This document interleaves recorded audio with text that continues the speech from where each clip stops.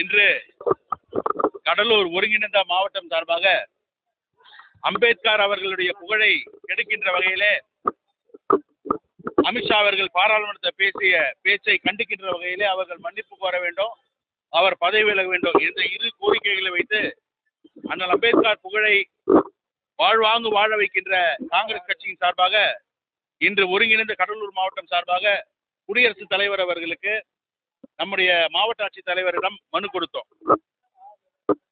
மேலும் இங்கே கடலூர் இருந்து சிதம்பரத்திற்கு செல்கின்ற வகையில புதிதாக ஒரு சுங்கச்சாவடி கொத்தட்டையில் உருவாகியுள்ளது. இதில் என்ன ஆச்சரியம் என்று சொன்னால், அவமானப்பட வேண்டிய வெட்கப்பட வேண்டிய விஷயம் என்னவென்று சொன்னால், அந்த சுங்கச்சாவடி அமைவதற்கும் சாலை அமைவதற்கும் கொடுத்த அந்த விவசாயிகளிடமே அதிக வசூலிக்கின்ற சுங்கச்சாவடிகள் இப்பொழுது தமிழகத்திலே உருவாகி கொண்டிருக்கின்றது.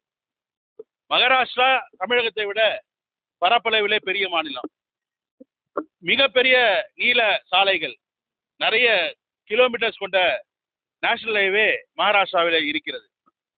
ஆனால் அதைவிட குறைவாக உள்ள தமிழகத்திலே அதிகப்படியான சுங்கச்சாவடிகள், அங்கே குறைவான சுங்கச்சாவடிகள், இங்கே அதிகப்படியான சுங்கச்சாவடிகள்.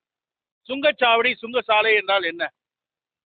ஒரு சாலை மத்திய அரசாங்கத்தின் கட்டுப்பாட்டில் இருக்கின்ற NHA நகாயிலே வருகின்ற ஒரு சாலையை ஒரு சுங்கம் வைத்து வசூலிக்கின்ற கட்டாயம் ஏன் என்று சொன்னால், அதற்கு அந்த சாலை சீராக இருக்க வேண்டும், மோட்டரபிள் கண்டிஷன்ல இருக்கணும், எந்தவித விபத்தும் ஏற்படாத வண்ணம் ஆங்காங்கே விபத்துக்கள் உருவாகின்ற எச்சரிக்கை பலகைகளும் போதிய மின் விளக்குகள் எரியப்பட வேண்டும். ஈக்குவல் இன்டர்வல் ஆஃப் டிஸ்டன்ஸ்ல அங்க டெலிபோன் பூத் இருக்கணும், ஆம்புலன்ஸ் இருக்கணும், ஃபயர் இன்ஜின் இருக்கணும், வாட்டர் சர்வீஸ் இருக்கணும். இன்பிட்வீன் நல்ல பிளான்டேஷன், கிரீனரி பிளான்டேஷன் மெயின்டைன் பண்ணணும்.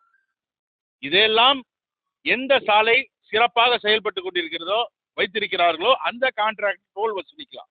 இது நார்ம்ஸ். ஆனால் தமிழகத்திலே வசூலிக்கப்படுகின்ற சுங்கச்சாவடிகள், சுங்க சாலைகள்லாம் அப்படியா இருக்கின்றது? இதை விட கொடுமை என்னவென்று சொன்னால், ஒரு பண்டிகை நாளிலே அந்த சாலை வழியாக போய்விட்டோம் என்று சொன்னால் பண்டிகை முடிந்து விடுமோ என்ற பயத்திலே நம்மை கிட்டத்தட்ட 1 மணி நேரம் காக்க வேண்டிய அந்த சுங்கச்சாவடியை காக்க வேண்டிய அவலநிலையெல்லாம் ஏற்படுகிறது. சாலையும் சரியில்லை, அதற்குண்டான வசதிகளும் இல்லை.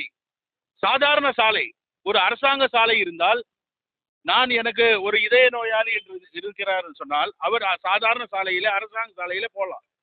எனக்கு ஒரு 120 கிலோமீட்டர்ல போகணும் அவசியம் இல்லை, 60 கிலோமீட்டர்ல போனா போதும், நிம்மதியா நான் பாதுகாப்பா போகணும் என்று சொன்னால் சாதாரண சாலை அரசாங்கத்தின் சார்பாக செய்யப்பட வேண்டும்.